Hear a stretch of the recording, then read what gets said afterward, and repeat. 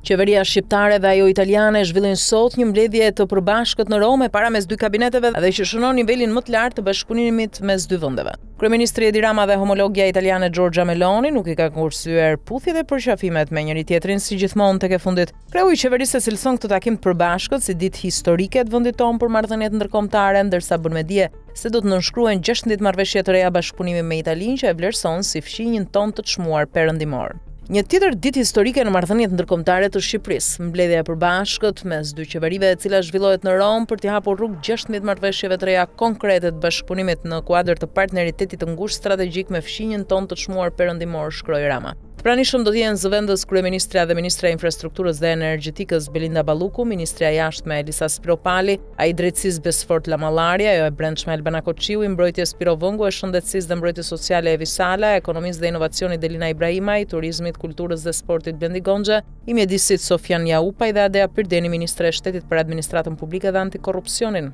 Së pari në mesditë takohen kryeministrat Rama e Meloni për të vjuar më pas me mbledhjen e përbashkët, ndërsa rreth orës 14 pritet nënshkrimi i marrëveshjeve dhe memorandumeve në fusha si mbrojtja dhe siguria, energjia, migracioni, mbrojtja civile, shëndetësia, mjedisi, zhvillimi ekonomik dhe infrastruktura. Ministrit që do nënshkruajnë marrëveshjet janë ajo e brendshme, mbrojtjes së shëndetësisë, së jashtme dhe infrastrukturës së energjetikës. Italia ka zhvilluar edhe të tjera mbledhje të përbashkëta me vende anëtare të Bashkimit Evropian, por është e paraherë që do të ulet në një tryezë të përbashkët me një shtet i jashtë Unionit.